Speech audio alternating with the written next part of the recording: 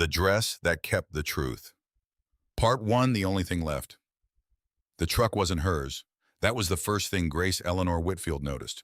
Not the cold, not the April sky pressing low and gray over Millhaven, North Carolina, like a lid on something about to boil over. Not even the strangers moving through her front door, with the casual efficiency of people who had done this 1,000 times before and would do it 1,000 times again without losing a moment of sleep over any of it. The truck wasn't hers, blue and white. A charity logo on the side she had never heard of. A phone number. A tagline about giving back to communities in need. And the men loading it were careful enough, she supposed. Respectful with her mother's china cabinet. Gentle with the reading lamp she had rewired herself back in 1998, when the original wiring frayed and an electrician would have cost more than she could manage that month. Unhurried with the boxes of fabric samples she had spent 30 years collecting. The remnants and end cuts and half yards of material that represented every project she had ever loved. Going now, into a truck, to be sorted by strangers who would decide what was worth keeping. She pressed her fingers around the strap of her suitcase. One suitcase. That was what they had agreed she could take. One. As though 75 years of living could be edited down to what fit in a medium-sized piece of luggage with a broken zipper pull that she had been meaning to fix for 3 years and now never would, because the bag was going with her wherever she was going and the pull would stay broken, and that was simply the shape of things now. And wasn't that something? Wasn't that just exactly something? She had been awake since before dawn, not by choice, by the particular arithmetic of a body that knew something was happening and had decided that sleep was not an appropriate response to it. She had lain in the dark of what had been her bedroom for 20 years and listened to the house settle around her and thought about the kitchen doorframe. The marks on it. Height measurements going back to 1989. Nathan at 6. Claire at 4. Owen at his first measurement, barely 3 years old, and indignant at being required to stand still against a wall while his mother drew a line above his head and wrote his name and the date in her clear handwriting. The door frame was going to be demolished. She had understood that at 3 in the morning. By 4, she had stopped crying about it. By 5, she had decided that she was done crying about things that were happening to her and was going to start thinking about what she could do about them instead. Which was easier to decide at 5 in the morning than it was to execute at 9 on a Tuesday with strangers carrying her reading lamp down the front steps, but she was working on it. Mom? Nathan's voice. She did not turn around. Mom, the guys need to get through. She stepped 2 inches to the left. Just enough. Because that was the kind of concession she was making now. 2 inches at a time. On a sidewalk that would not be hers by tomorrow morning. Nathan Whitfield was 49 years old. He wore a charcoal wool coat that cost more than Grace had made in a month back when she was still taking in regular alterations work, and he held his phone the way men like Nathan held their phones. Not casually, like it was a tool of the profession, like it could protect him from having to look directly at his mother's face. He did not look directly at her face, not once, all morning. Claire was there too, 47. Her dark hair cut short in a way that was meant to look effortless and definitely was not. Standing near the garden gate, with her arms folded across her chest and her eyes fixed on a middle distance that apparently contained nothing requiring her emotional attention. A technique Claire had perfected over 30 years of conversations she did not want to be having.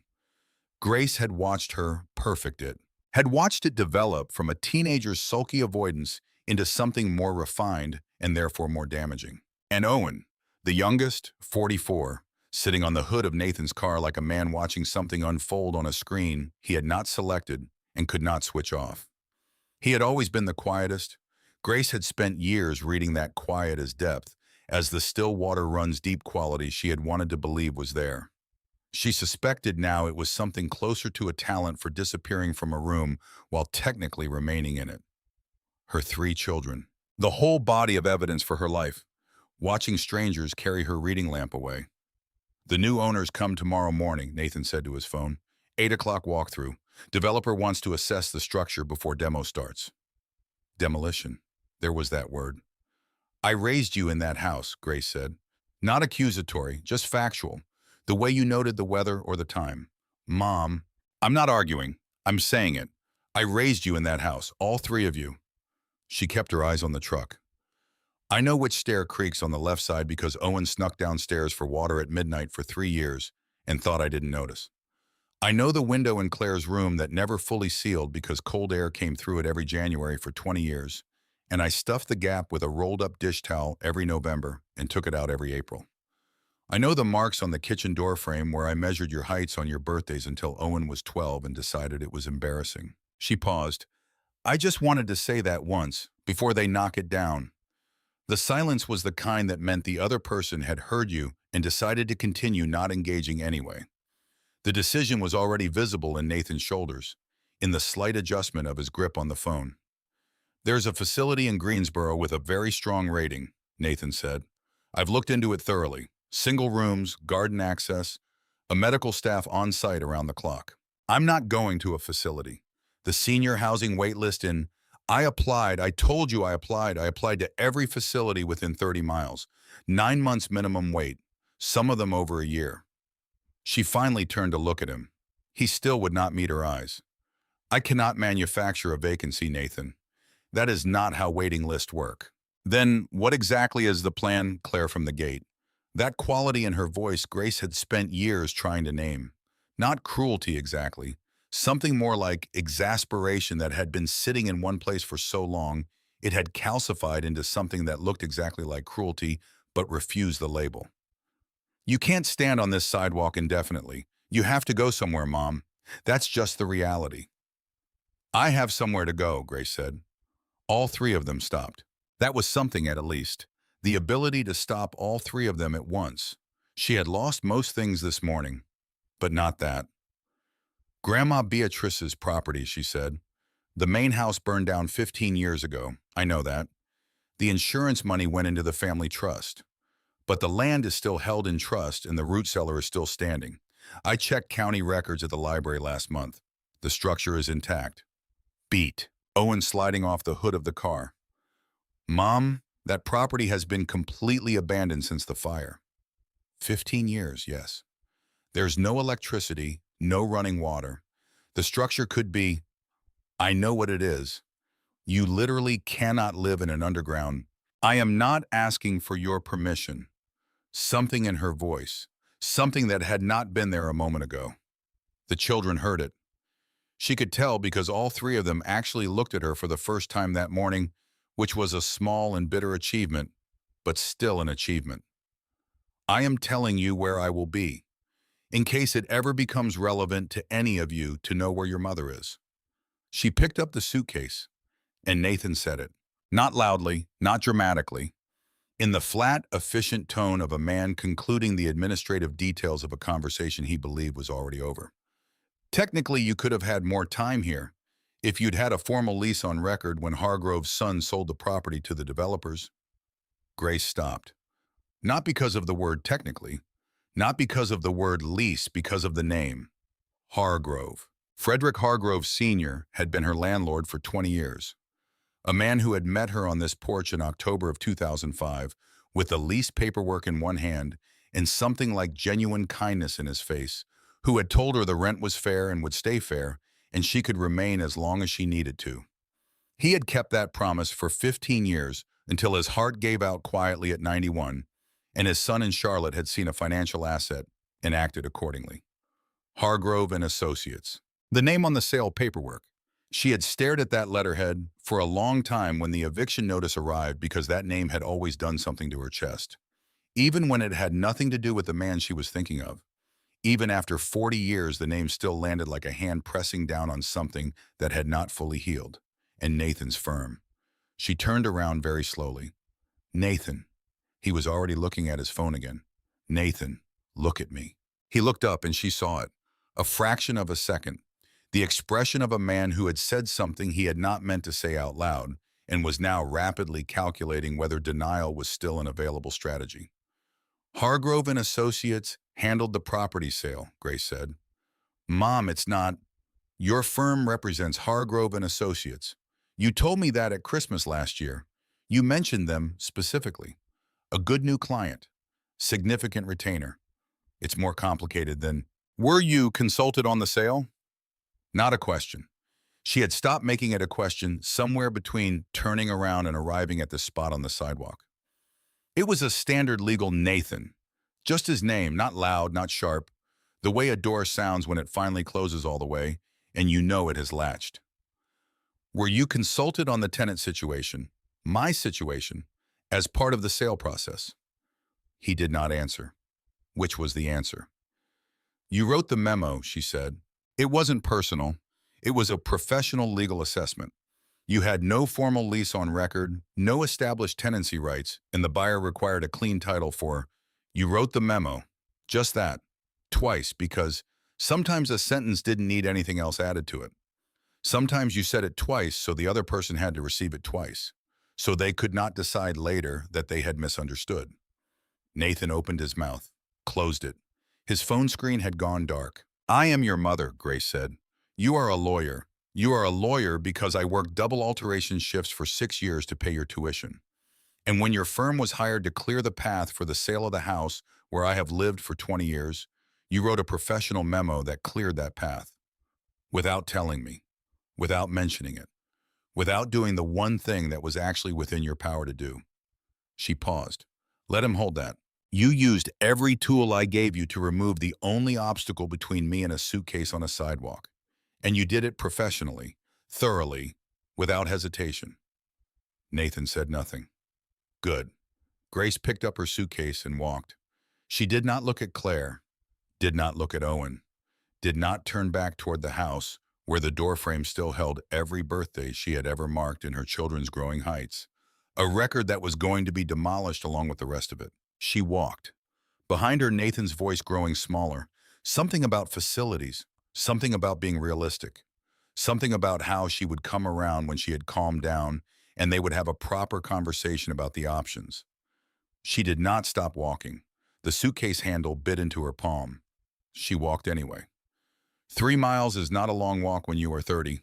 At 75, with a single suitcase and a broken zipper pull, and 20 years of accumulated grief and fury moving through your body in ways that were both propulsive and exhausting. 3 miles was something else entirely. 3 miles was a conversation with yourself that you had been postponing for a very long time, and that was now going to happen whether you were ready for it or not.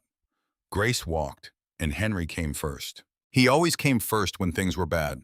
That was the particular faithfulness of a good memory. It showed up when you needed it without asking whether the timing was convenient. 20 years, 1985 to 2005. 20 years of the lopsided chair he had reupholstered with those carpenter's hands of his, the ones that were made for wood and could turn their attention to upholstery fabric, but never quite stopped feeling apologetic about it. 20 years of the laugh that started in his chest and arrived at his face a half-second later, like it had to travel upward. 20 years of being the scandal couple, the ones the church ladies discussed in the grocery store, the ones whose Christmas card nobody quite got around to sending despite the best of intentions. 20 years of Henry saying it didn't matter what people thought. 20 years of Grace almost believing him. He had been so certain. That was the thing about Henry Whitfield that she had loved first and completely and without reservation. He moved through the world like a man who had already decided where he was going. He had looked at her in 1983 across a workroom that smelled of sizing spray and lavender sachets she kept in the fabric bins and had decided she was worth knowing. He had listened to the things she told him and the larger things she didn't tell him, and had formed his own opinion based on what he saw rather than what the town had decided. She had loved him for that, and she had never quite forgiven herself for the years she had spent wishing he had been louder about it, wishing he had fought harder and more visibly, and had been willing to burn things down publicly in her defense, rather than building a quiet life around her innocence, instead of around the restoration of it. But that was a conversation she had been having with herself for 40 years, and grief was not a useful tool for the next 3 miles. Edmund Hargrove, still alive she knew, still living in Millhaven, 78 years old now, still showing up to fellowship hour on Sunday mornings from what she understood. Still the respected elder. Still the man whose opinion mattered and whose presence at any occasion granted it legitimacy. She had been 35 years old when he had destroyed her, running a small alterations business out of a rented workroom on Millhaven's Main Street, building something modest and hers, not grand, not impressive, but real. Honest work done well for people who came to her because she was good at it and charged fairly. The kind of life that doesn't make headlines but sustains itself across decades without requiring anyone's approval or attention. And then Henry had walked in with his late wife's dress, the niece's wedding, the alterations appointment, 6 months of conversations that began as professional and became something else in the gradual way that real things became themselves. An engagement, wedding plans, the church on Millhaven's east side, the flowers she had chosen with more care than she had allowed herself in years, the invitations with the date printed in a font she and Henry had spent longer than was entirely reasonable selecting, and the dress. She had made it herself, 4 weeks of evenings, every stitch placed with the specific, desperate hope of a woman who had been alone long enough to have nearly forgotten what it felt like to be building towards something. Ivory silk, lace applique on the bodice and both sleeves. A skirt that moved when she moved, which had required 3 separate muslin mock-ups to achieve correctly. A waist that fitted exactly as a waist should fit when someone has made the garment for her own body and has had the luxury of getting it right. The most beautiful thing she had ever made, for a wedding that had never happened. Because 2 weeks before the date, Edmund Hargrove had gone to the church elders, with tears on his face and a story he had practiced to the point of genuine-sounding grief. She had come to his office, he said, had propositioned him, had been inappropriate and aggressive, had threatened him when he refused her. He felt he set a duty of pastoral care to the congregation to be honest about her character before an innocent man married her in the house of God. The elders had believed him before he was finished speaking. Of course they had. There was no contest. There had never been a contest. A pastor with 30 years of community trust and the accumulated faith of an entire congregation behind him against a seamstress with no family in Millhaven and a past that nobody quite explained but everyone seemed to feel entitled to characterize. Within 24 hours, Grace had understood for the first time in her life what it meant to have your name taken from you. Not your legal name. Something more fundamental. The version of yourself that exists in the space between you and every person who has ever known you. The one you cannot see yourself, but can only infer from the way people look at you or choose not to look. Gone, replaced overnight with something she had not done and would spend 40 years being unable to prove. She walked. The town gave way to fields. Fields gave way to pines. The air changed. Resin and the mineral cold of April soil. Her hand found the key in her coat pocket without her telling it to, small and brass and warm from carrying. She had moved it from coat to coat across 50 years without ever consciously deciding to keep it, which was perhaps the only honest description of how you kept anything important. Not by deciding, by never being able to leave it behind. Beatrice Calloway had pressed it into her palm in February of 1975. Grace had been 25 years old.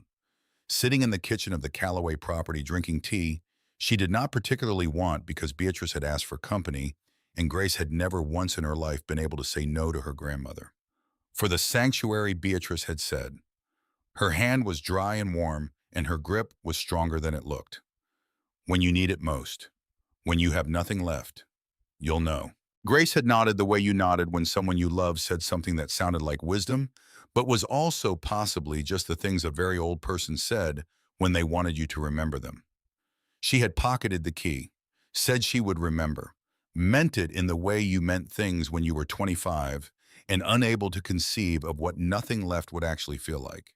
She knew now. She walked the last half mile with the key in her hand and the pines pressed close on either side, and something that was not quite peace but was moving in that direction settled into her chest and stayed there. The Calloway property sat off a county road that the county had largely stopped maintaining.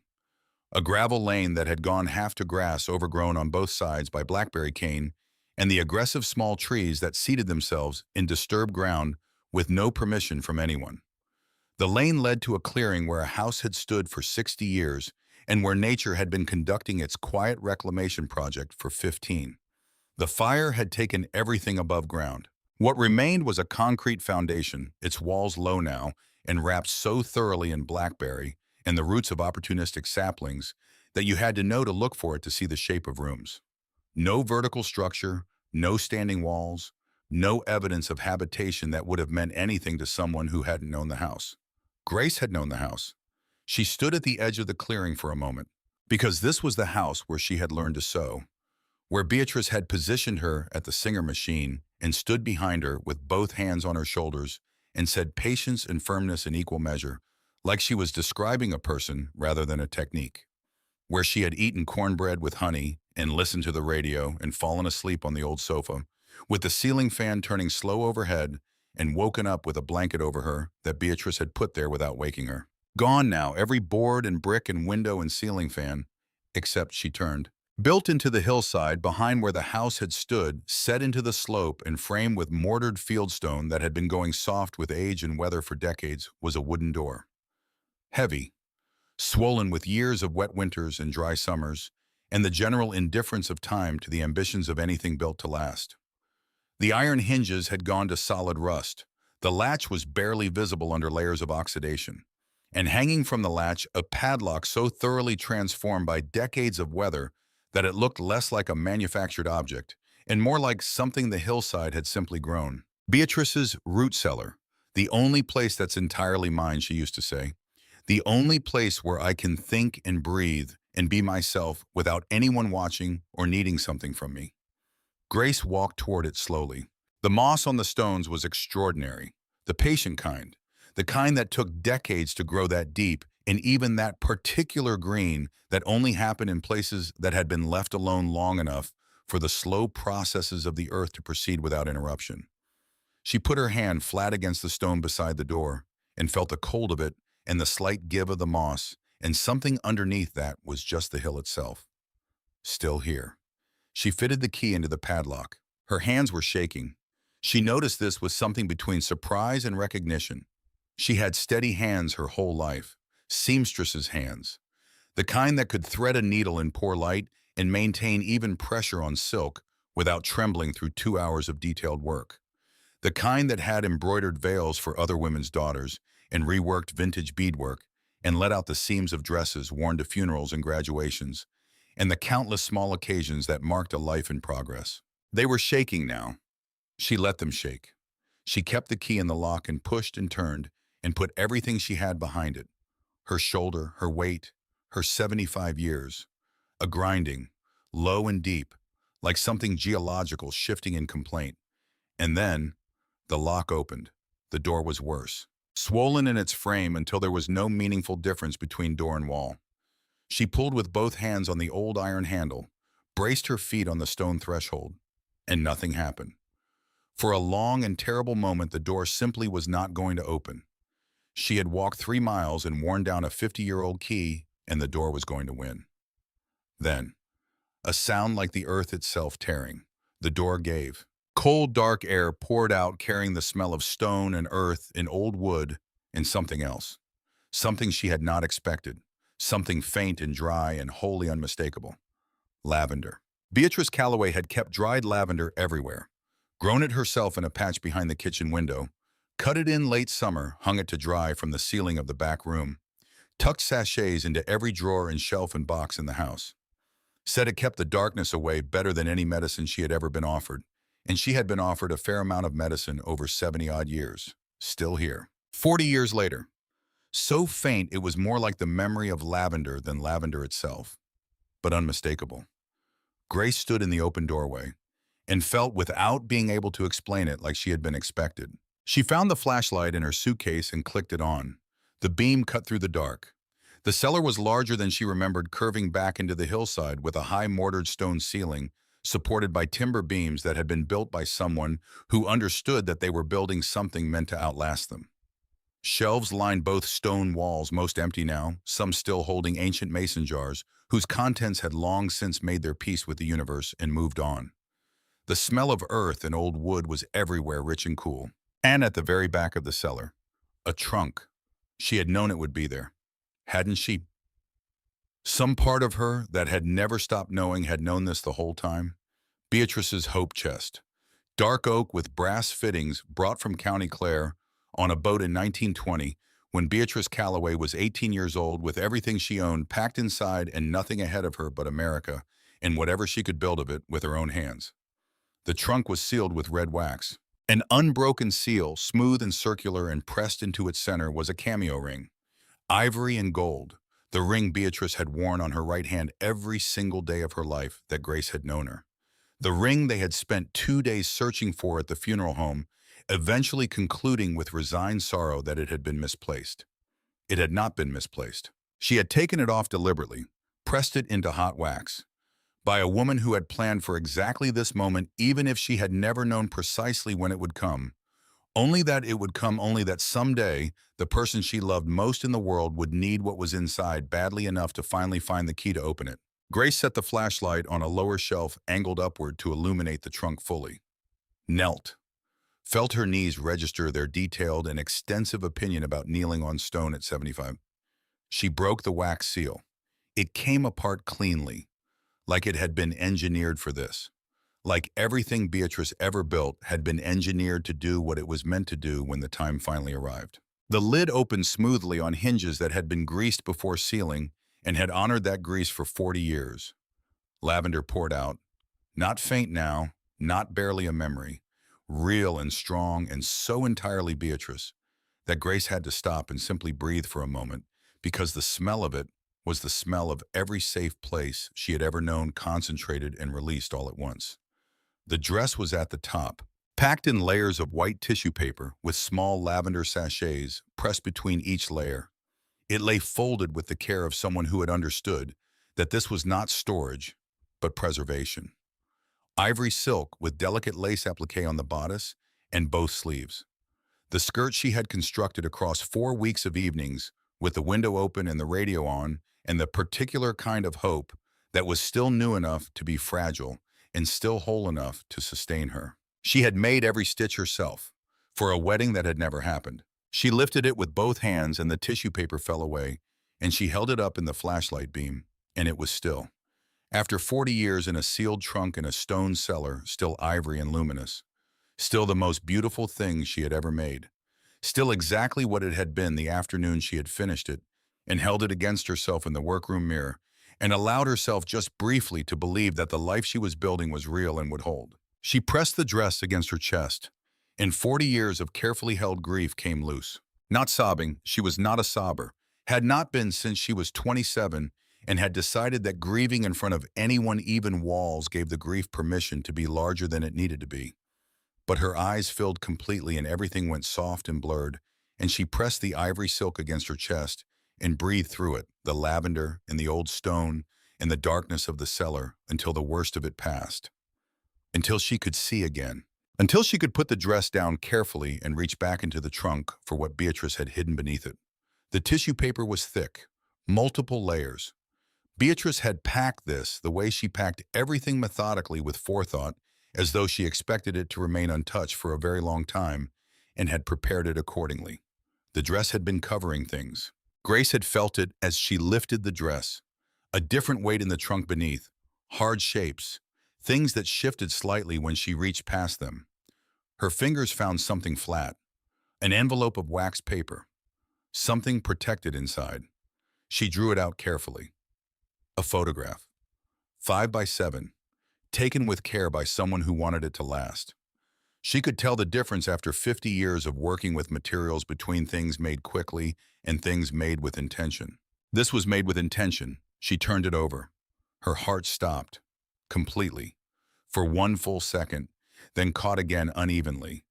Her and Henry, standing on the steps of the Millhaven County Courthouse, July 14th, 1985. The afternoon they had married without guests or flowers or the ceremony that had been stolen from them 3 weeks before. She was in the blue dress she had made herself. The blue, Henry always said, matched her eyes, which was slightly inaccurate and completely characteristic of the way he paid attention to her. He was in the good suit he had bought for the original wedding and had never once complained about wearing differently. They were both smiling, genuinely, not the performed smile of people making the best of things. The real thing. The smile that came when you were fully inside a moment, and the moment was good, and you knew it even here, even like this. Even with the town still active in its judgment, and Henry's family having made their position clear, and her workroom still holding the dress she hadn't worn. Even so. Good. She had forgotten across 40 years exactly how good it had been, how certain she had felt in the middle of all the uncertainty, how much had survived everything that had tried to take it. She turned the photograph over. Henry's handwriting. She would have known it anywhere. The slight leftward lean, the particular way he formed the ascenders on his tall letters. The handwriting of a man who had been largely self-taught past the age of 16 and had never quite smoothed out the evidence of that independence. The ink had gone brown with age. The paper had softened, but every word was legible. She sat down on the dirt floor of the cellar and read, "She is innocent. I have known this from the beginning, before the courthouse, before any of it. I know what Edmund Hargrove said about her. I know what this town believes.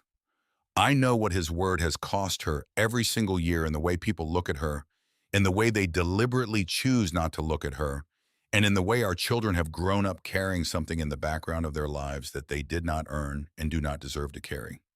She is innocent." He lied.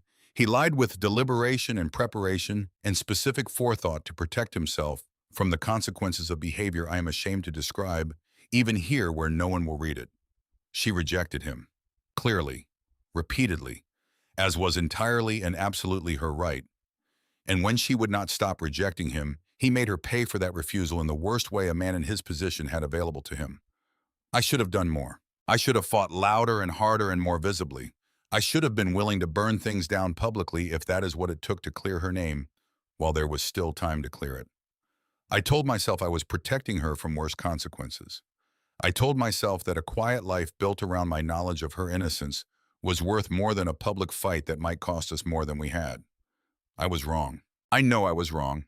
I have known it for 20 years. Every morning I watch her move through Millhaven smaller than she deserves to move because of a lie told by a man who has never once faced what he did. I know it. This photograph is not from the wedding she deserved. She deserved the dress she made with her own hands, and the church, and the flowers, and the people she loved gathered to witness it. She deserved to walk into that building in the morning light wearing what she had made. She deserved everything that was taken from her, and I was not brave enough to take it back. If she finds this after I am gone, and I believe with everything I have that she will find it when she needs it most, I want her to know that I knew the truth every day we were together. Every year. I carried it the way you carry a debt you cannot repay but cannot put down. I am putting it down now, the only way left to me. You are innocent, Grace. You have always been innocent. I am sorry I was not louder. I love you. Henry, November 2004. 7 months before the cancer finished what it started. He had written this in November. He had been gone by the following June. And somewhere in the months between, he had found a way to get this photograph to Beatrice, or Beatrice had found a way to reach him, two old people in the last year of one of their lives still conspiring to protect her. Grace sat on the floor of her grandmother's cellar with Henry's handwriting against her chest, in the wedding dress spread around her on the earth, and she let the grief come again. This time it was different. This time something else was moving alongside it. Something without a clean name.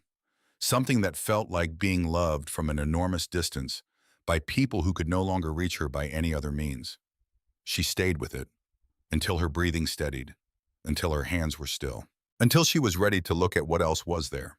Beneath the photograph wrapped in chamois cloth was something small and dense.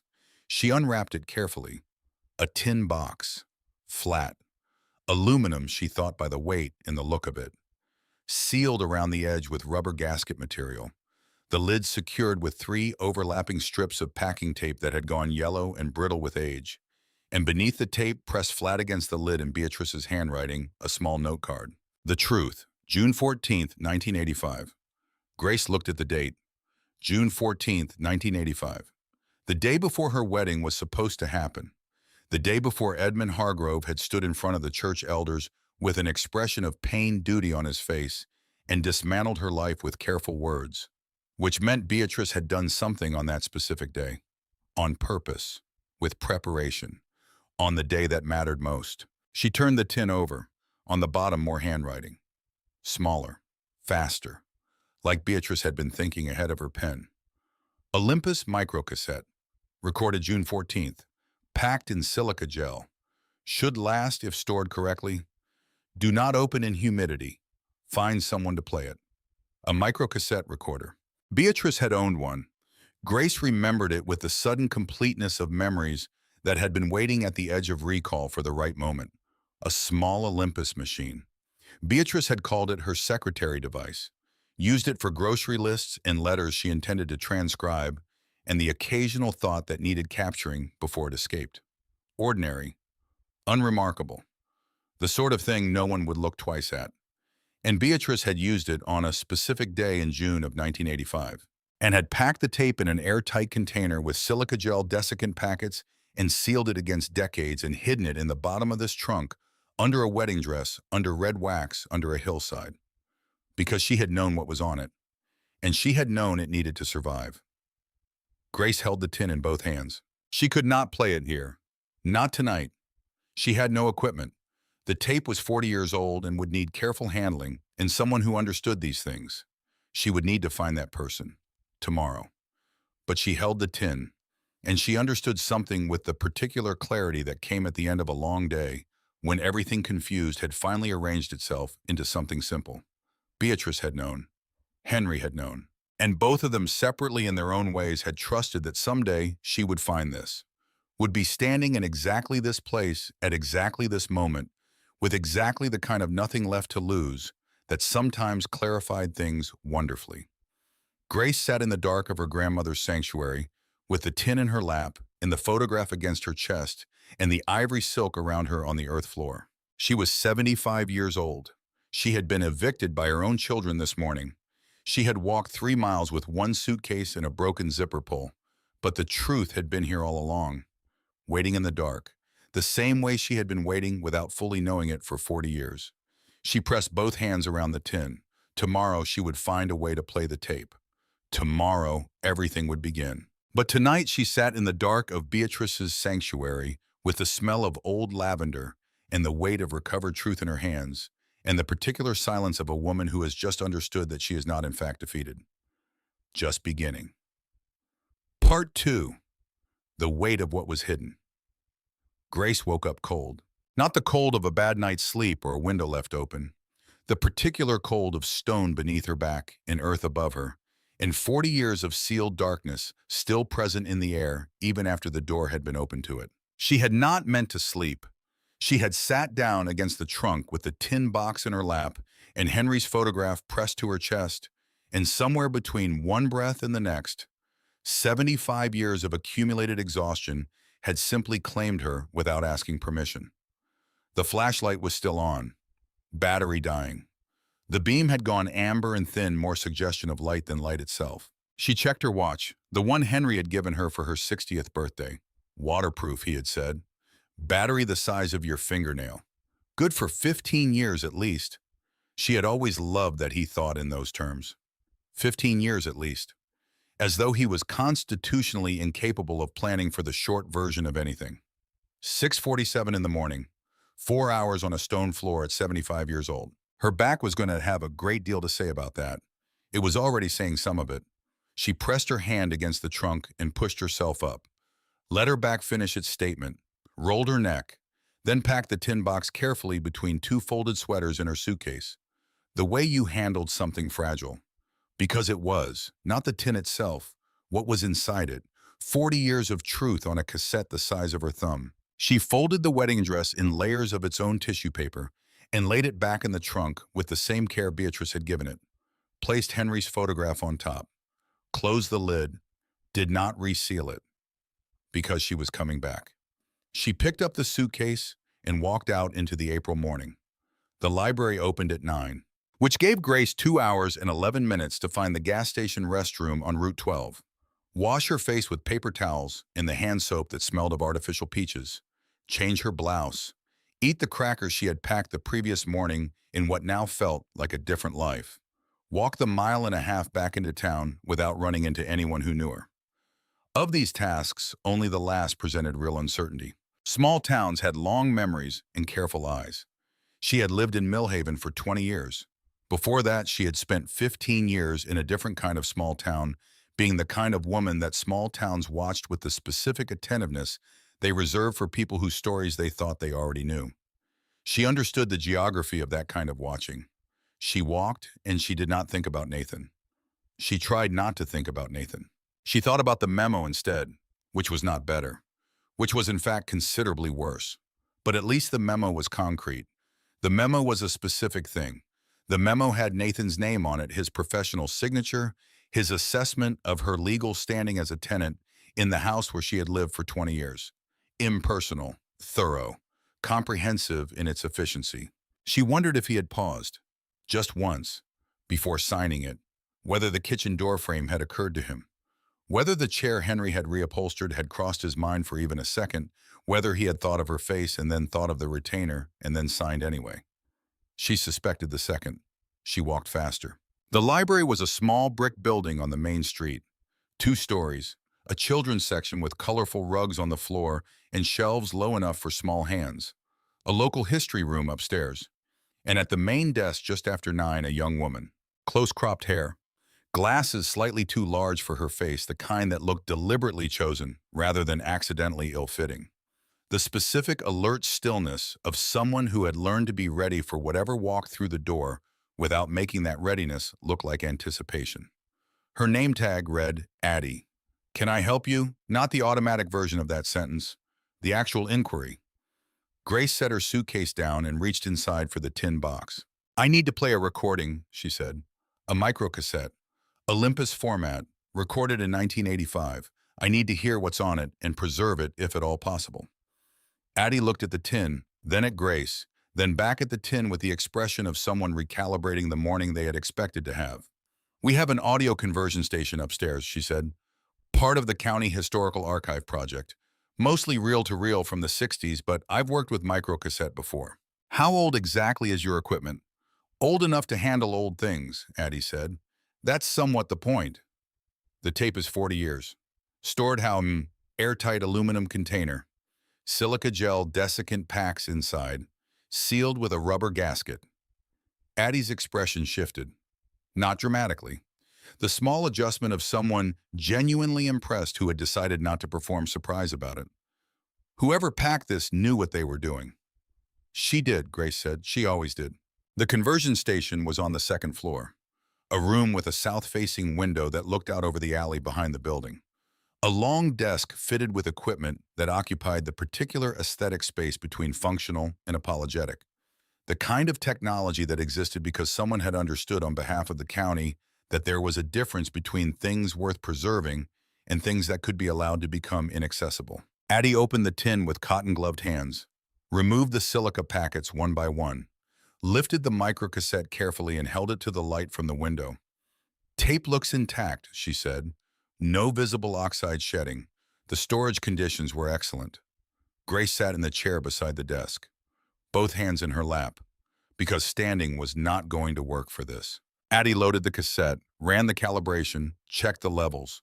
Her movements were practiced and quiet and completely without drama, which Grace appreciated more than she could have articulated at that moment. I can transfer this directly to a digital file, Addie said, and make a backup copy at the same time. Please. Ready when you are. Yes, Grace said. Addie pressed play. Static first. The layered textured silence of old magnetic tape running through modern equipment. A hiss. A soft pop. The ambient noise of a room being recorded in 1985.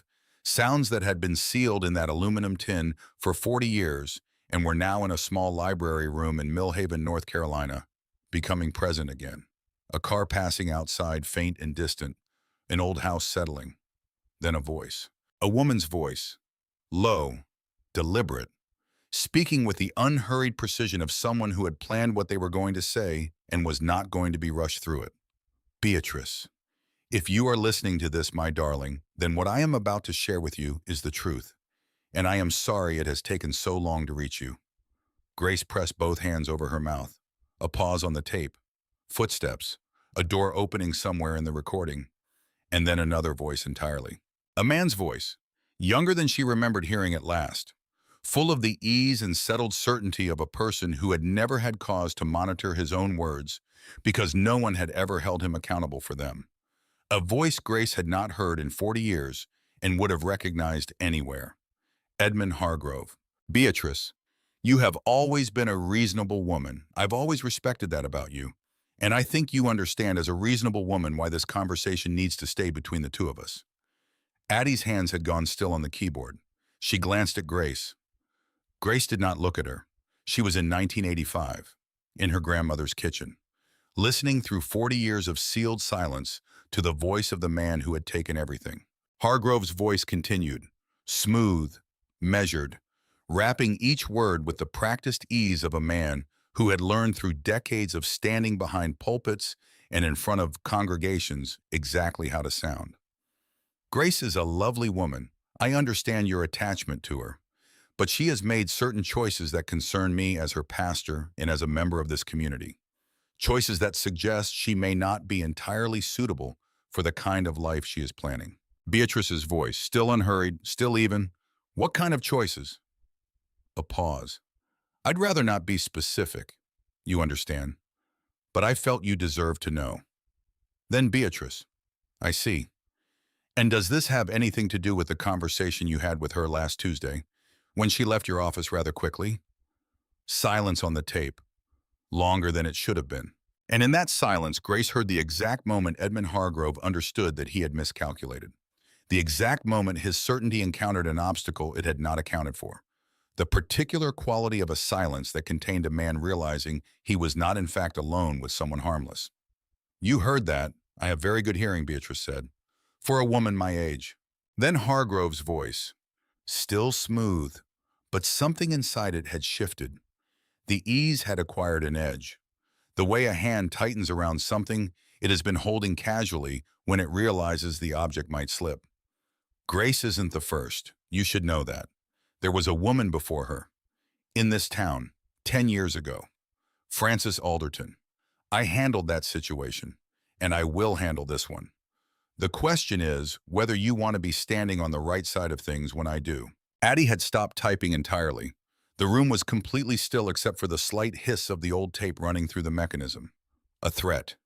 He had come to her grandmother's kitchen to deliver a threat, and he had not bothered to be careful about it, because he had not thought he needed to be. Because in 40 years of moving through the world as Pastor Edmund Hargrove of Millhaven, no one had ever given him reason to measure his words around an old woman. One person had, Beatrice Calloway, with an Olympus micro-cassette recorder under the kitchen table. Then Beatrice's voice, final, very quiet. So quiet that Grace leaned forward without registering that she was doing it. I see. Thank you for coming, Edmund. The recording ended. Grace sat in the quiet room on the second floor of Millhaven Public Library for a long time. The light through the south window had shifted. It was later than she had realized. The angle of the light had changed in the way it changed when you had lost track of time inside something important. Addie was not looking at her, but she was also not leaving. The skillful presence of someone who understood the difference between solitude and abandonment and had chosen without being asked the correct side of that line. He named her, Grace said finally. Yes, Frances Alderton. He said he had handled her, like she was a problem he had already managed and filed away. Addie said nothing, which was right. 10 years before he came for me, Grace said, which means he had done it before, which means he knew how, which means I was not the accident of it, I was the repetition of it. She stood. Her back registered its continued displeasure. She ignored it. I need to find Frances Alderton, she said. Is she still in the area? Addie's fingers moved on the keyboard. Frances Alderton, she said. Current address on county records, Sycamore Ridge Care Center, 12 miles east on Route 7. Is there a bus? There was a bus. It left at 11:40. Sycamore Ridge Care Center tried, as all such places tried, to not look like what it was. Landscaping intended to suggest a garden and achieving something closer to an apology. A lobby that had committed to florals in a way that was specifically designed to read as cheerful and instead read as compensatory. Staff members who had been trained to smile with a particular calibration of warmth, not so much warmth that it seemed effortful, not so little that it seemed professional. Grace did not blame them. The warmth required in a place like this, if genuinely felt, would be unsustainable. She asked at the desk for Frances Alderton. The woman looked up with an expression suggesting this was an unusual request. Frances doesn't typically have visitors. I know, Grace said. She had not known until that moment. But she knew now in the way you knew things when you understood the shape of a life that had been handled. Frances Alderton was in room 14. The hallway smelled of industrial cleaner and a floral spray attempting diplomacy with the industrial cleaner. Closed doors, open doors, a common room where a game show played on a television that nobody in the room appeared to be watching. Room 14 had a window facing the parking lot. It was not a view that anyone would have chosen. But the woman in the chair beside it was looking at it anyway. 85 years old, small, white-haired in the particular way of someone who had once had very dark hair and retained its memory in the architecture of her face. Her hands were folded in her lap with a precision that suggested a lifetime of choosing how things were held. And her eyes, sharp and still and moving to the doorway the instant Grace appeared in it. Sharp, that was the only word. Nothing soft or confused or resigned in those eyes. Just old and sharp and entirely specifically unsurprised. "You're Grace Whitfield," Francis said. "Not a question." "You know who I am." "Someone filmed your eviction 3 days ago," Francis said. "Your children putting your belongings in a donation truck while you stood on the sidewalk with one suitcase. It was viewed rather widely. A 75-year-old woman walking away from 3 adult children with everything she owned in one bag is apparently the kind of thing the internet responds to." Grace sat down in the chair across from her without being invited, because the situation warranted directness. "He named you," Grace said. "Hargrove, on a recording my grandmother made in June of 1985. He came to her house to threaten her into silence, and she recorded him. He said your name. He said he had handled you 10 years before he came for me." Frances was quiet for a moment. 1975, she said. "Yes. I was 35 years old. I was engaged to a man named Robert Colby. He was kind and careful and completely unprepared for what happened when Hargrove accused me of going to his office and propositioning him." Did Robert believe him? Frances looked at this parking lot outside the window, looked at it the way someone looked at something they had been looking at for a long time and had learned not to expect to change. For 36 hours. Then he came back and said he had been wrong to hesitate, that he should have trusted me immediately. A pause. But by then his family had issued an ultimatum. And Robert was a man who loved me but was not willing to lose his entire family for me, which is a particular kind of answer, the kind you carry for 50 years and never quite put down. Grace said nothing, because she understood that answer. She had been more fortunate than Frances. Henry had made a different choice. She had spent 20 years grateful for that choice, and now sitting in room 14 across from a woman who had not had that fortune, she felt the weight of the difference with a clarity that made her chest ache.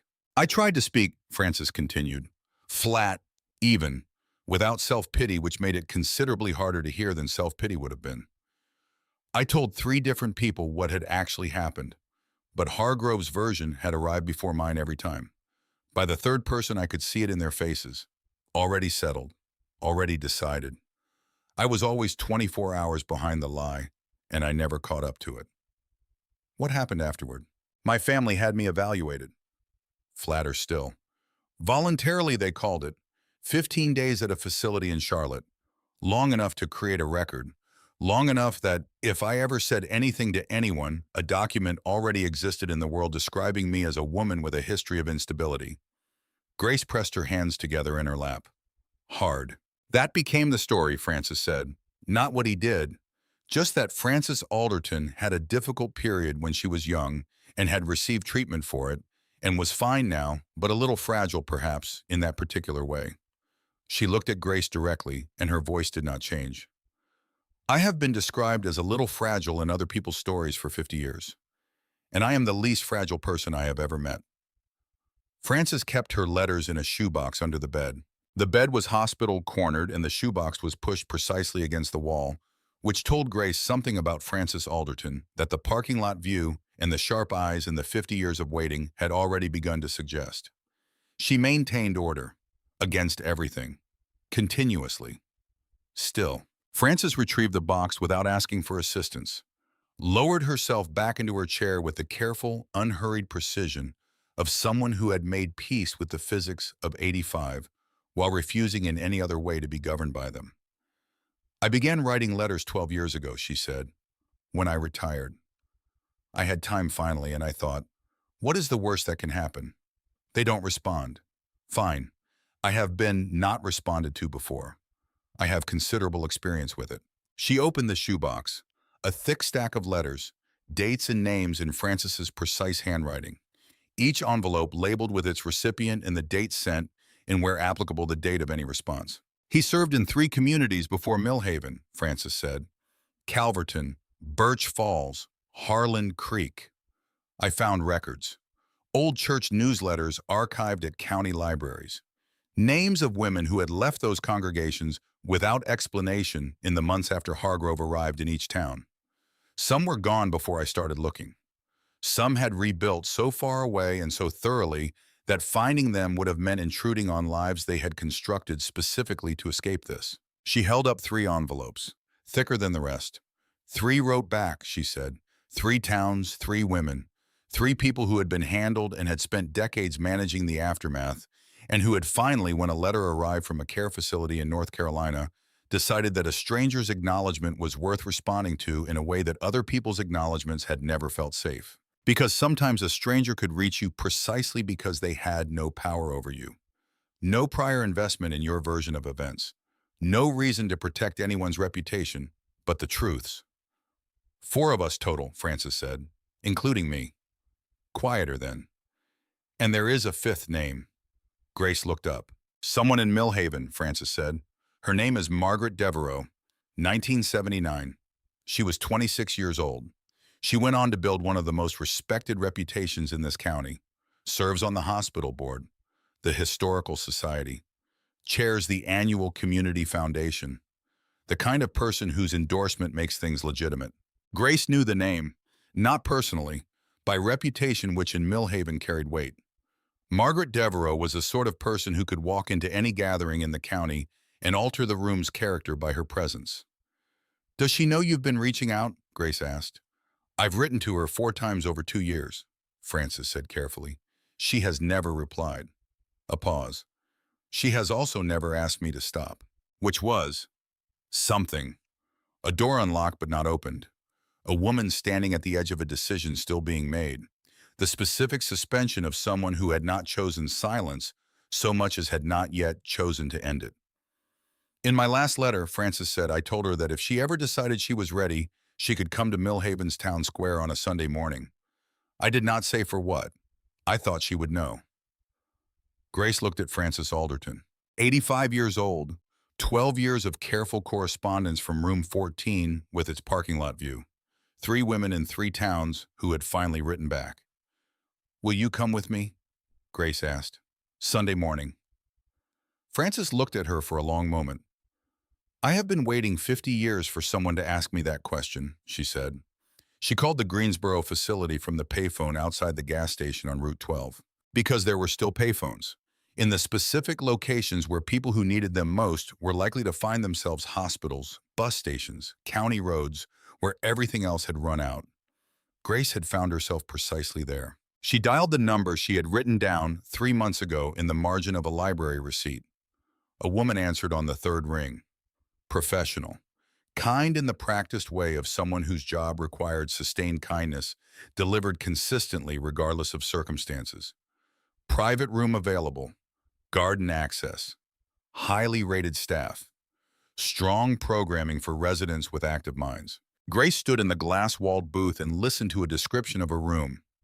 Its size, the light it received, the activities available, the other residents, the meals. And she thought about room 14, the parking lot view, 50 years of letters written in careful handwriting to women who had mostly not written back. She thought about Henry's note. You are innocent, Grace. You have always been innocent. She thought about Hargrove's voice on the tape, young and smooth and entirely without caution, the voice of a man who had never needed to be careful, who had handled Francis and had handled Grace and had lived for 40 years in Millhaven as though none of it had happened because for him precisely it had not. It had happened to other people, to women who had been handled. Ma'am, the woman on the phone, are you still with me? Grace took a breath. I'll need to call you back, she said. She hung up, stood in the phone booth with both hands flat against the glass.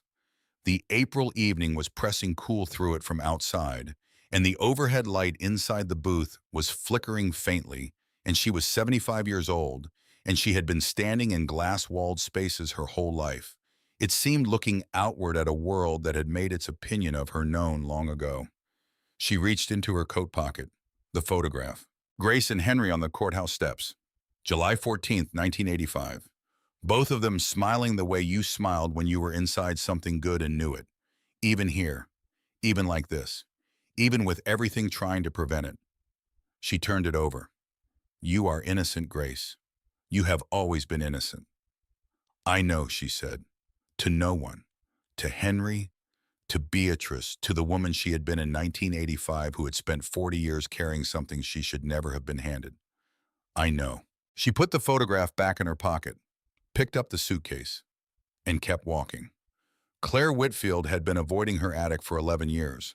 This was, she would have told you, not a notable fact. Everyone had spaces like that. Rooms or closets or boxes that accumulated the things you were not ready to address, organized according to the informal taxonomy of things you did not want to look at directly, but also could not make yourself discard. Holiday decorations, old tax records, the children's artwork from elementary school that was too specific to throw away and too large to display, and other things. Things with a differing category of weight. She told herself she was looking for her mother's handwritten phone number.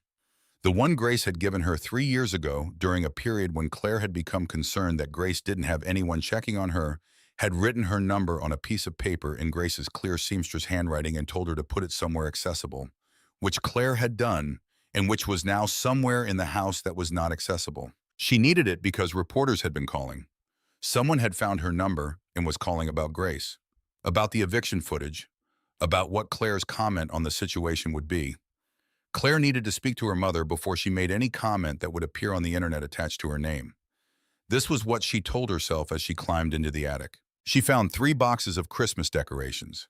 Nathan's childhood soccer trophies, which she had forgotten she had been designated keeper of. A garment bag she recognized without opening, containing her own wedding dress, which had been in that bag since 2003 and would remain so indefinitely. A box labeled Missed Kids Documents that held school papers going back to the early 2000s.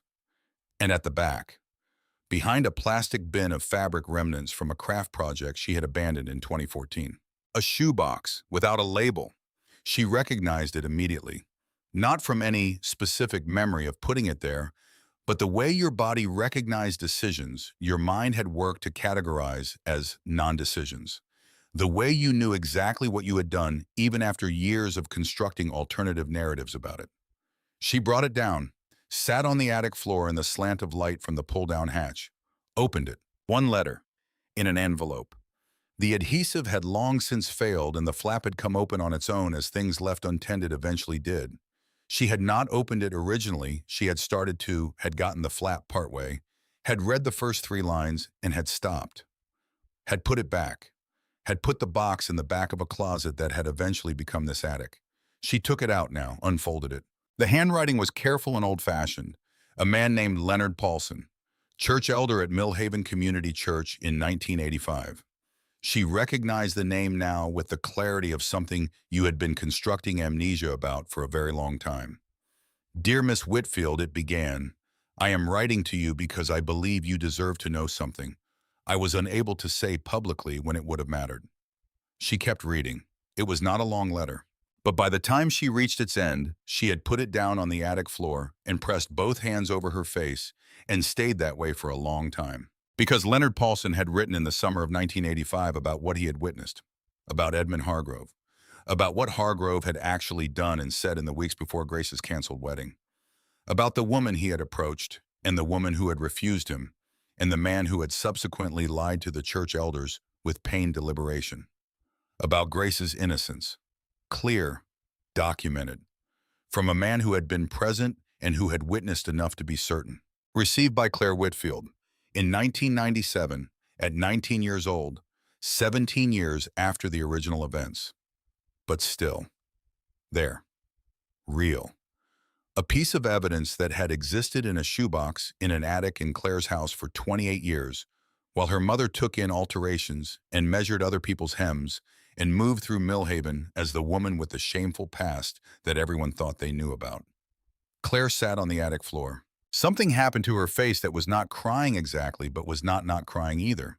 Something that lived in the specific geography between understanding what you had done and understanding what it had cost someone else, and having nothing adequate to say about the distance between those two knowings. She had been 19.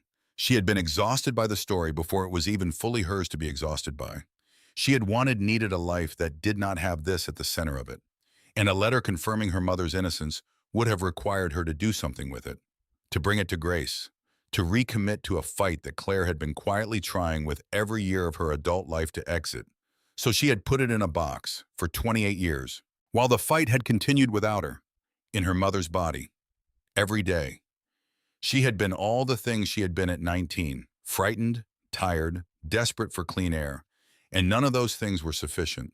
She took the letter, put it in her pocket, went downstairs, called Nathan. "I found something," she said. He did not ask what. He said, "I know," which meant he had been sitting with his own version of something for several days now, which meant the attic was not the only place in this family where things had been stored away and called forgotten. Grace was in the cellar working on the wedding dress by flashlight when her phone rang. Barely a signal this far from town, but enough. She had discovered a small improvement in reception if she sat on the left side of the trunk and angled slightly toward the door. "Unknown number," she answered. Grace Whitfield. A woman's voice. Controlled.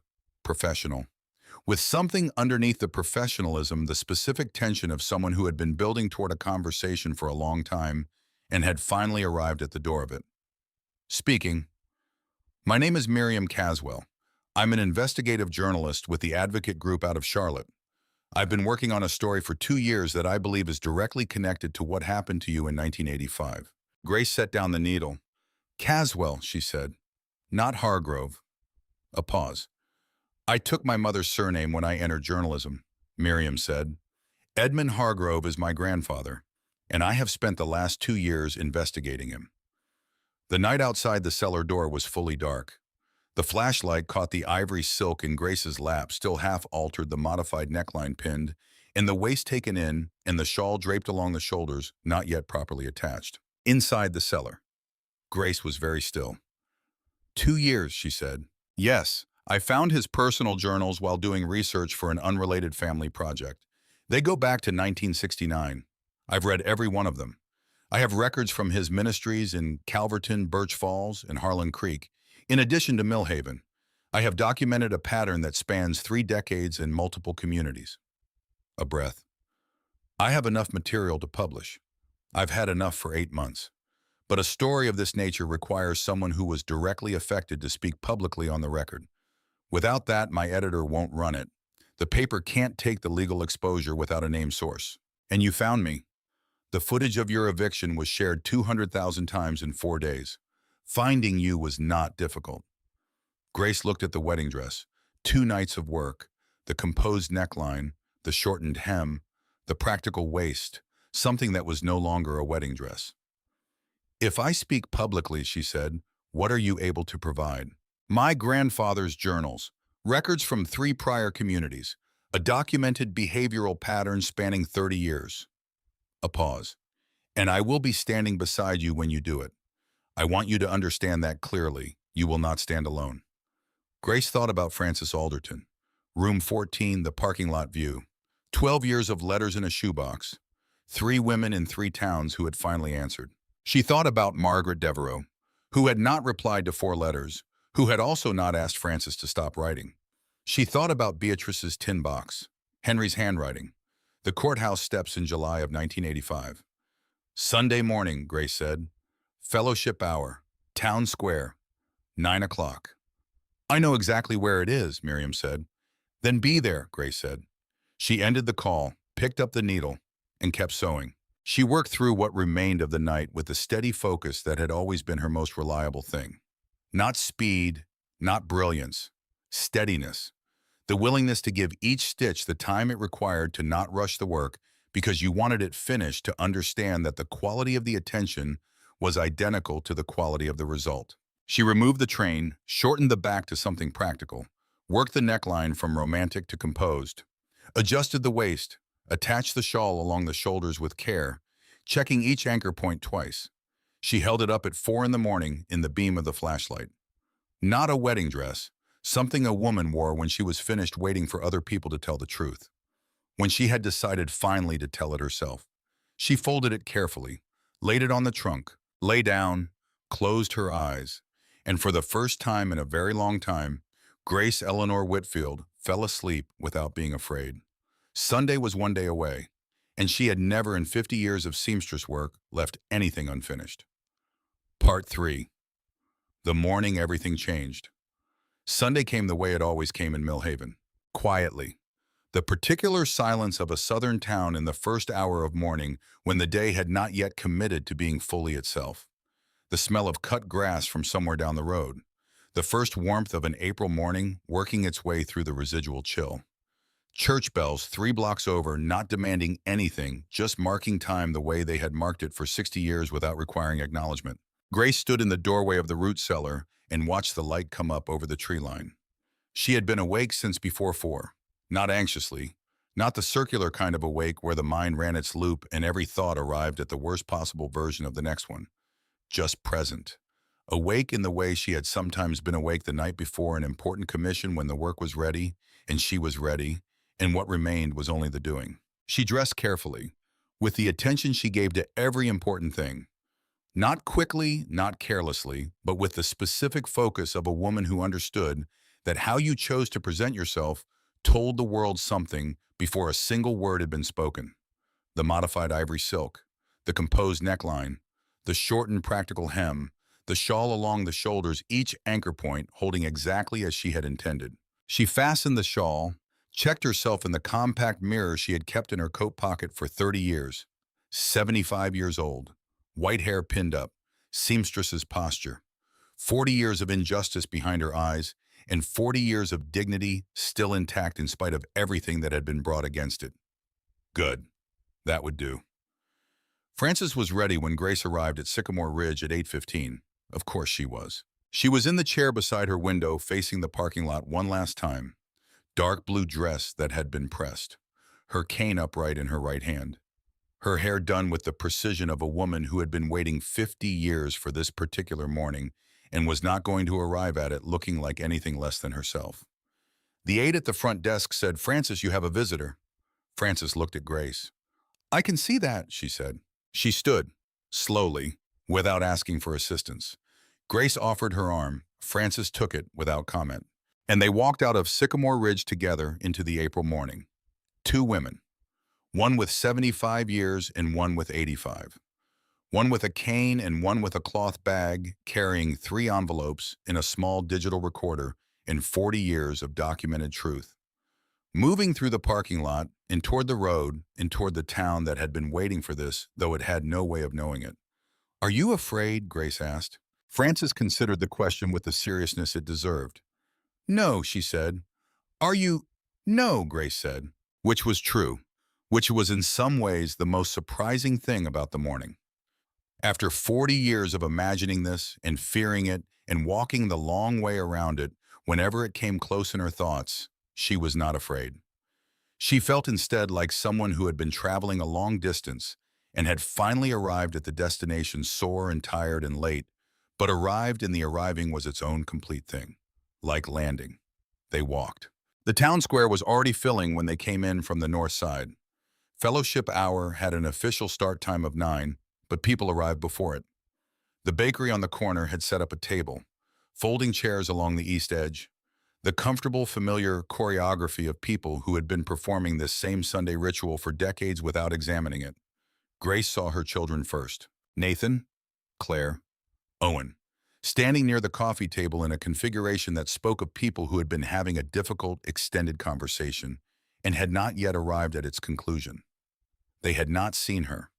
And at the center of the largest gathering, Edmund Hargrove, 78 years old, white-haired, slightly stooped with the weight of years, but still carrying that quality, the gravitational pull of a man who had spent 5 decades learning how to make a room orient itself toward him.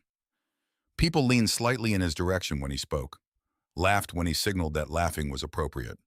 The easy deference of a community that had decided long ago what this man meant to them. He was telling a story. She could not hear it from this distance, but she could see the listening, the attentiveness, the absolute collective certainty that whatever he was saying was worth receiving. Grace walked toward him, and as she walked, heads turned, not because anyone recognized her first, because of the way she moved. The specific quality of a person moving through a crowd with a fixed destination and an unambiguous intention and no visible intention of being deflected. Francis walked beside her, steady, cane on the right, back straight, 85 years old, and moving like someone who had been saving up for exactly this. Conversations paused and turned. The effect radiated outward through the square the way sound traveled from a struck bell. Hargrove looked up. He saw her. One fraction of a second. One involuntary moment before the performance arrived. His face did something it had not done in public in 40 years. Something real. Something that did not have the quality of a choice. Fear. Genuine and specific. The kind that came before you could decide what expression to put over it. The kind that recognized what it was looking at before the rest of the face caught up. Then the performance came back. 40 years of practice. The gracious elder. The puzzled warmth. The expression of a community leader encountering something unexpected and being entirely prepared to handle it with benevolence. Grace stopped 3 feet from him. "Pastor Hargrove," she said. Clear, steady, not loud. The square had already gone quiet in the way squares went quiet when something was happening that the assembled people understood without being told was important. "Grace Whitfield, the gracious elder performance. This is quite a surprise." "It's Sunday morning," Grace said. "Where else would I be?" She reached into the cloth bag and drew out 3 envelopes. She held them up so the people nearest could see that she was holding something. So the physical fact of them was visible. 40 years ago," she said, and her voice carried cleanly across the still square. "You told this town that I had come to your office and propositioned you. You said I had been aggressive and inappropriate. You said I had tried to seduce you and had become threatening when you refused me.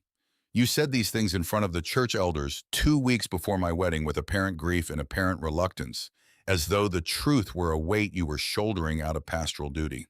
The crowd was entirely still. This town believed you, without asking me a single question, without extending to me a single opportunity to speak. They believed you because you were Pastor Edmund Hargrove, with 30 years of accumulated trust behind you, and I was a seamstress with no family in Millhaven and no reputation substantial enough to weigh against yours." Hargrove had held the performance this far. His voice when he used it was still measured. "Grace, I really think this isn't the appropriate setting for—" "I have evidence," she said. 2 words. They landed in the quiet of the square the way stones landed in still water. The crowd felt them before they fully processed them. "I have letters from witnesses who saw what you actually did, and I have a recording." She produced a small digital recorder from the bag. "My grandmother made this recording on June 14, 1985, the day before my wedding was supposed to happen, in her kitchen, while you sat at her table telling her things you believed would stay between the 2 of you." Hargrove's jaw tightened. Barely, but she saw it. "This is," he started. "I want everyone here to hear something first," Grace said. She pressed play. Edmund Hargrove's voice from 1985 filled the Millhaven town square on a Sunday morning in April. Younger, smooth, utterly without caution because he had had no reason for caution. He had been alone with an old woman in her kitchen. "Grace isn't the first. You should know that.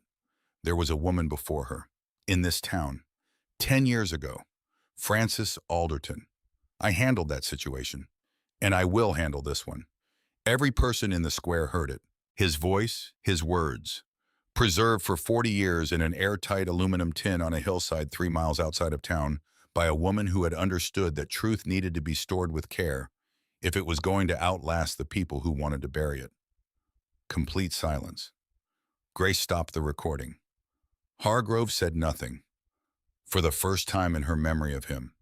In every imagined version of this moment she had ever constructed across 40 years. He said nothing. "The woman standing beside me," Grace said, "is Frances Alderton." Frances stepped forward. 1 step. With her cane. With her dark blue pressed dress and her 85 years, and everything she had carried without anyone offering to help her put it down. "1975, Frances said. Simply. The word itself was its own sentence. "I was 35 years old. He pursued me. I refused him. He destroyed my engagement, my reputation, and arranged for my own family to have me evaluated for instability so that nothing I said afterward could be taken seriously. She did not look at the crowd. She looked at Hargrove. I was not unstable. I was a woman who had been lied about by a man with more power than I had, and I have been catching up to that lie for 50 years. Murmurs beginning now, the crowd starting to find its voice. Hargrove had reassembled some portion of his performance.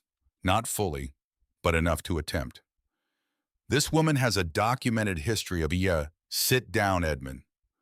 The voice came from inside the crowd, and every head turned, because the voice was not Grace's, was not Francis's, was not anyone that anyone in the square had been expecting to hear speak in this context on this morning. Margaret Devereaux walked forward through the crowd, 72 years old, silver-haired, wearing a church dress that had seen dozens of official occasions and had been chosen for this one with that history in mind. She moved through the people around her, and they stepped back without needing to be asked because this was Margaret Devereaux, and because something in her face and her posture communicated very clearly that she had made a decision, and the decision was not going to be revisited. She stopped beside Grace. She did not look at Grace first. She looked at Hargrove. "He did to me what he did to her," Margaret said. Her voice was quiet. In the quiet of the square, quiet was the loudest thing available. In 1979, I was 26 years old. I was new to Millhaven, new to this church, looking for a community to belong to, and I found this instead. She did not gesture at Hargrove. She did not need to indicate him. Everyone knew exactly what she was pointing at. I stayed silent because I was 26 and I did not know how to fight what he had, because I told myself that the best response was to build something around myself that was so solid and so established that the memory of it could never reach me. She paused. "I have spent 46 years building that thing," she said. "Every committee, every board, every fundraiser and council meeting and public role. Every time someone in this community called me a pillar, I thought yes. That is exactly what I built. Something load-bearing, something that could hold weight. And I built it, if I am honest, partly because I believed it required my silence to stand. That if I ever spoke, the structure would come down with the truth." Her eyes moved to Francis. "A woman sent me 4 letters over 2 years, Margaret said. I did not reply to any of them. Not because I didn't believe her, not because I didn't know, but because I was afraid that telling the truth would cost me the thing I had spent 46 years building." She looked back at the crowd, at the faces of people who had trusted her judgment for 3 decades, who had sat across from her on committees and accepted her endorsements and considered her presence a form of legitimacy. "What I discovered this morning," Margaret Devereaux said, "is that what I built is still standing. Right now, today, while I am saying this out loud. It did not require my silence to survive. I only believed it did. He made me believe it did." She turned to Hargrove one final time. The turn was not dramatic. It was simply final. 46 years, Edmund, and I am done." Edmund Hargrove's performance ended. Not dramatically. Not with the theatrical collapse of a villain unmasked. Without tears or shouting or any of the narrative flourishes that 40 years of imagining this moment might have led Grace to expect. He simply stopped. The gracious elder. The puzzled warmth. The performance of a beloved community figure encountering a regrettable misunderstanding, all of it folded quietly and went away. And what remained underneath it was a 78-year-old man standing in a crowd of people he had known for decades holding a coffee cup that had gone cold. Small. That was the only word available for it. He had seemed large from a distance and across 40 years. Up close, today, in the actual light of an April morning, he was small. "Edmund." Grace's voice had not changed, steady and quiet. The voice she had used for difficult fittings when a client was resistant to hearing something true about the garment. The voice that allowed no argument and required no volume. "Yes or no, that is all. Did you lie about me?" He looked at the recorder in her hand, at Francis, at Margaret, at the faces of the people who had trusted him and prayed with him and brought him their private griefs and their marriages and their faith, believing he was worthy of those things. "Yes," he said. The sound that went through the crowd was not a gasp and was not anger. It was something older than either. The specific sound of a collective understanding arriving, of people who have believed something for a long time discovering that the foundation of the belief was nothing. I pursued her, Hargrove said. His voice had gone to a place beyond performance.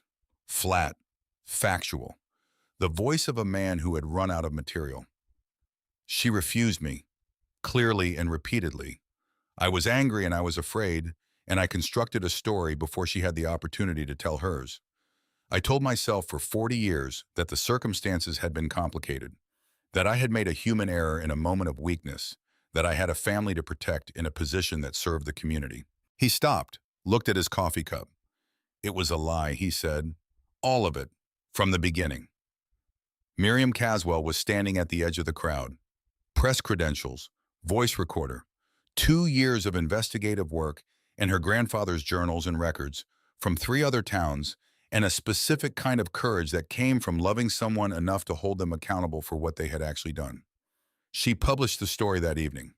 By Monday morning, it was national. By Tuesday, it was everywhere a story like this traveled, which was everywhere that women had been waiting for language to describe what had been done to them under conditions of power and trust. The tape, the pattern, 3 decades, 4 towns, the specific machinery of how a man like Hargrove had operated and been protected and continued. Grace gave 3 interviews. In the root cellar where she was still sleeping, because she had decided that before she accepted a single offer of help from anyone, the world was going to see what the last available option for a 75-year-old woman evicted by her own children actually looked like. In the library, with Addie Morse visible in the background behind the main desk, quietly going about the work of a Tuesday morning, as though the presence of news cameras in her library was a completely normal part of it. And outside on the courthouse steps with Frances beside her, both of them in the morning light. She let them see the suitcase, she let them see all of it. Because she had spent 40 years having her story told by other people, and this was hers now, and she was not going to soften a single edge of it for anyone's comfort. Her children came on Tuesday afternoon, all 3 of them, together. Which meant they had been talking, which was either the beginning of something honest or the kind of coordinated presentation that looked like honesty and was actually a negotiated position.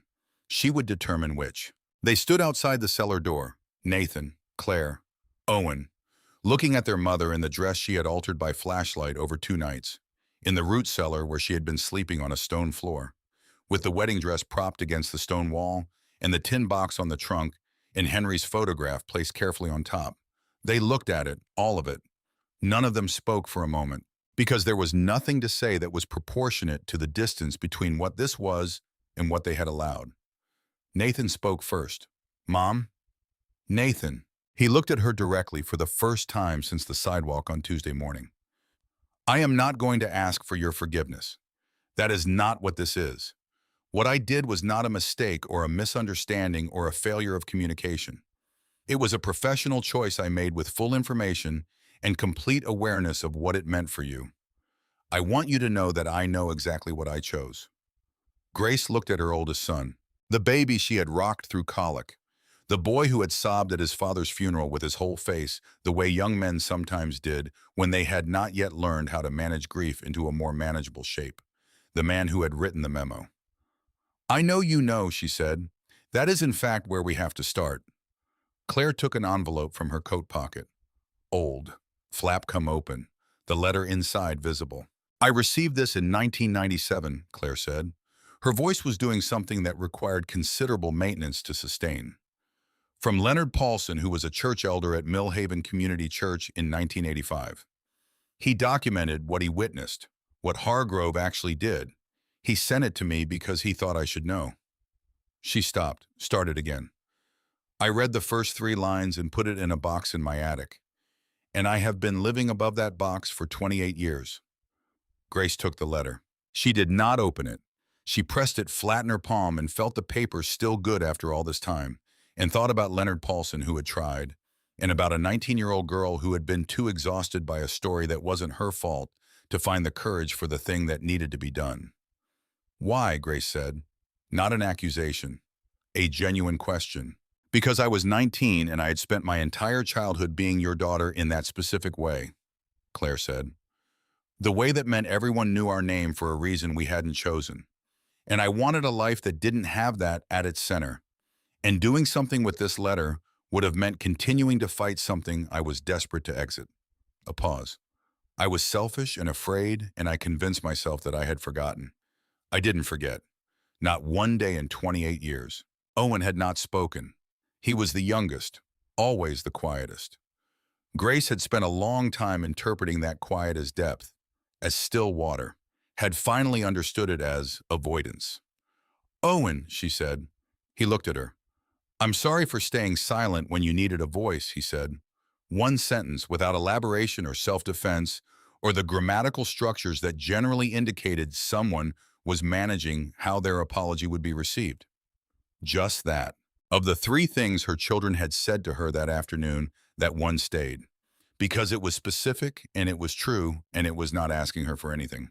Grace looked at her three children. These people she had carried and birthed and raised through all the ordinary illnesses and extraordinary failures and small graces that made up the texture of a life. Who had grown up in the background of a lie they had not chosen, and had dealt with that background in ways that had cost them and had cost her and could not now be undone. She loved them. Love was not in question. But love was not the same as trust. And love was not the same as starting over as though nothing had happened. "Sorrow is where we start," she said, "not where we end. You told me the truth today, all three of you. That required something. I am not dismissing it." She looked at each of them in turn. "But I need you to understand clearly what I need you to understand. I saved myself. I found the evidence. I walked to the square alone. I stood in front of 40 years of settled certainty with nothing but the truth and two women who chose to stand beside me. And I did all of that without any of you." She held up her hand when Nathan moved to speak, "Not because you couldn't have helped, because you chose not to. And that choice is real. It happened.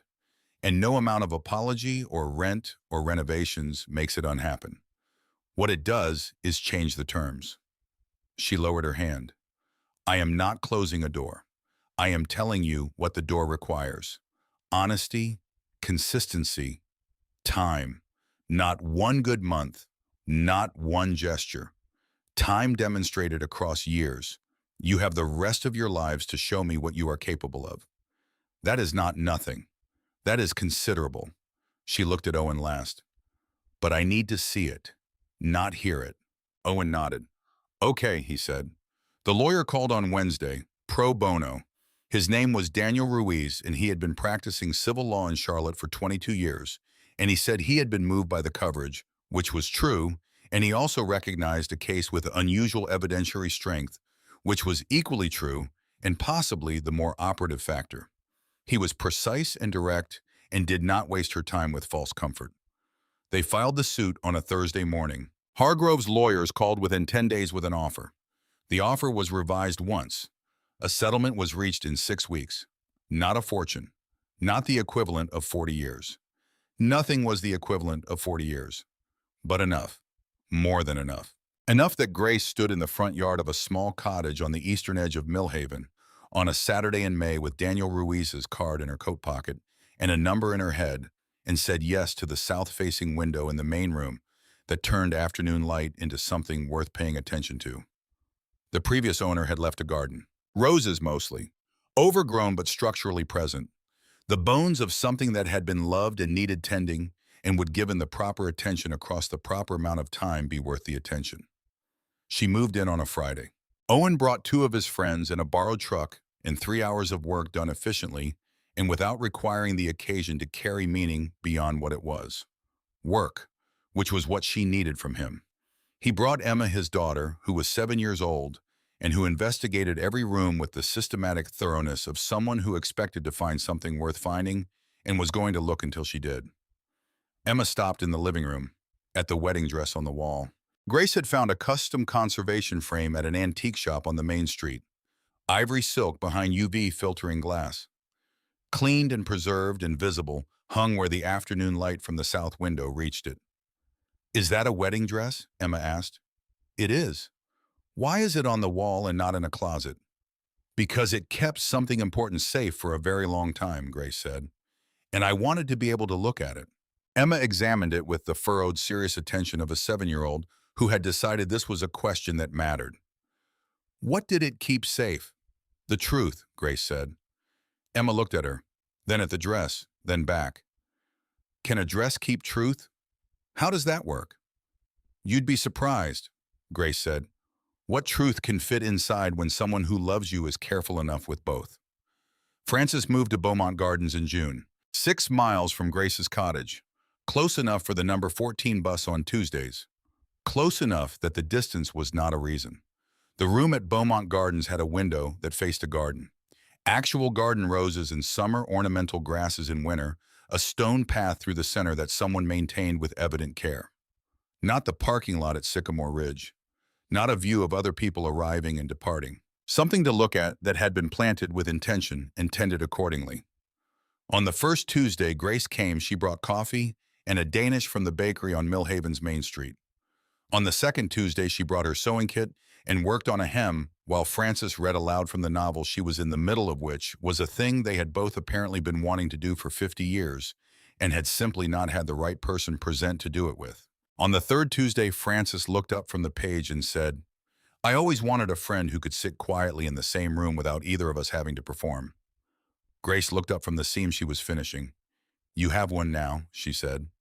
Frances went back to the page. Grace went back to the seam.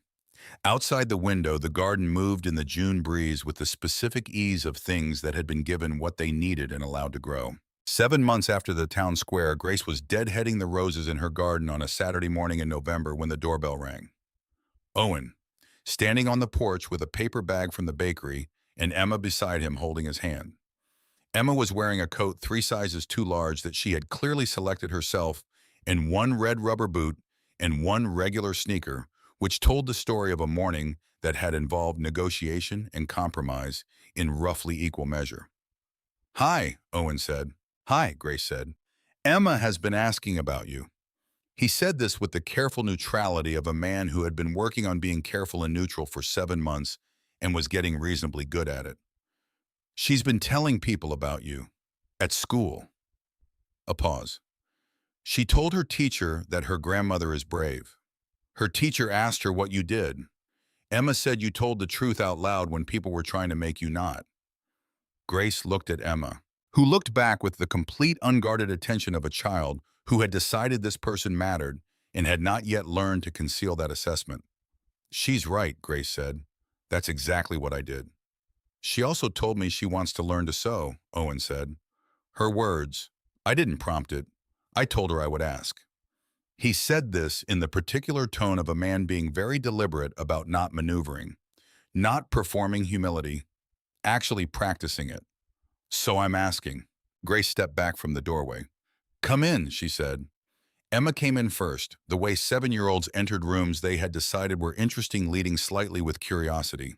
She went directly to the living room and the dress on the wall, the way she always went to it, with the pull of something she could not name but recognize as important.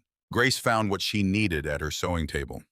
A square of soft cotton in a clear bright blue, a needle already threaded, a small embroidery hoop size for small hands. She pulled a chair beside hers. "Come here, sweetheart," she said.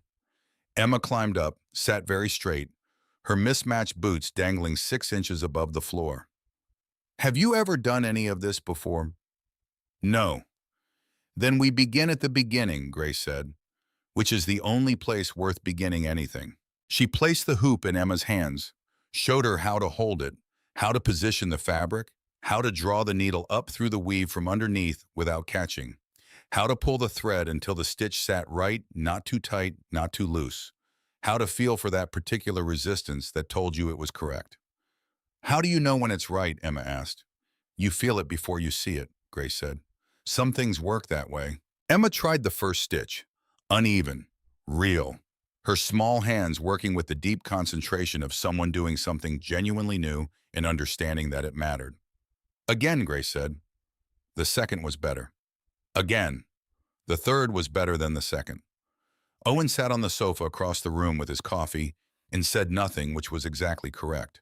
Some things did not require narration. Some things were just allowed to happen. Grace guided Emma's hands through the 4th stitch, then sat back and let her try the 5th alone.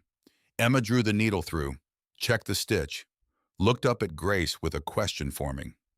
"That's good," Grace said. "That's exactly right." Emma looked at the dress on the wall. "Did you make that?" "I did, 40 years ago."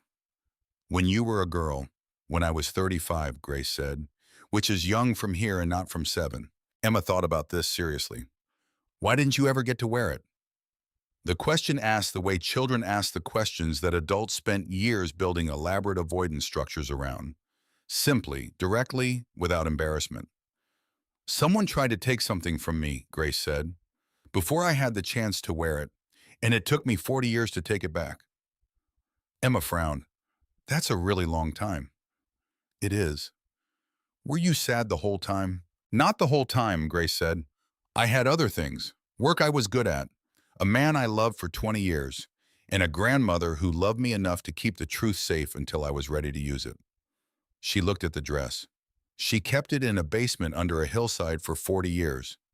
Inside that dress. So that when I needed it, it would still be there. She knew I would need it someday. She just didn't know when. Emma looked at the dress, then at Grace, then at the hoop in her hands and the 5 stitches she had made uneven and real in hers. Is that why you put it on the wall? She asked. So you remember someone kept it for you. So I remember that someone loved me enough to keep it, Grace said. That's the thing that matters, not the dress. What was hidden inside it? Who hid it there? Why? Emma looked at her embroidery work. What should I make? She asked. Whatever matters to you most right now, Grace said. That is always the correct answer. Emma was quiet for a moment, thinking in the way children thought when they were taking something seriously. Can I make something for Frances? She asked. She's your friend who comes on Tuesdays. Dad told me about her. He said she waited a really long time for someone to believe her too. Grace felt something move through her, something warm and complete and unexpected in its completeness. Frances would love that, she said. She doesn't get enough gifts from people who understand what she's been through. Emma bent back over the hoop with the renewed focus of someone who had been given a purpose and accepted it. Her small hands steady now, getting steadier. The needle moving through the blue cotton with increasing confidence, still imperfect, still learning, still genuinely hers. Grace watched her work. Outside the November garden. The last roses of the season, the ones that had held on past their time, because the fall had been mild and she had kept them well. The light through the south window, doing what that light did in the afternoon, making everything it touched look like it was worth being looked at. On the wall, the dress. Ivory silk behind conservation glass. Still luminous. Still the most beautiful thing Grace had ever made. Waiting now not for the wedding it had never had, but for the future. It was helping to build for every Tuesday with Frances and every lesson with Emma. And every morning Grace woke up in a house that was hers and tended a garden that was growing and lived the rest of the life that had always been hers to live. The dress had waited 40 years, and it had been worth waiting for. So had everything that had come from opening the trunk. The tape. The truth. The 2 women in the town square on a Sunday morning who had stood beside her and broken 50 years of enforced silence. The children who were slowly learning in the imperfect and effortful way that adults learn things they should have known earlier, how to be what she had needed them to be. The friend who came on Tuesdays and read aloud and sat quietly in a room without performing anything. So had this. This particular Saturday morning in November, this child with her embroidery hoop and her mismatched boots and her clear-eyed certainty that making something for a woman she had never met was the correct use of her first stitches. This son sitting quietly with his coffee, choosing to be present without requiring the presence to carry more weight than it could. This room, this light, these walls that were beginning to know the shape of a woman who had decided at 75 years old that she had not yet done everything she intended to do. Grace watched Emma draw the needle through the blue cotton. Slow, deliberate, feeling for the tension from the inside the way Grace had taught her. The way Beatrice had taught Grace. The way things moved between hands across generations, not quickly, not perfectly, but genuinely, with care, with the understanding that what you were making mattered beyond the making of it. Again, Grace said quietly. Emma tried again, and the morning held them, quiet and real and patient as a door that had been waiting 40 years to be opened and had finally given way to the right hands at the right moment. This was what it felt like. Not the confrontation in the square, not the tape recording, not the settlement, those had been the reclaiming. This was what had been reclaimed. This ordinary morning, this small life full and present and entirely at last hers.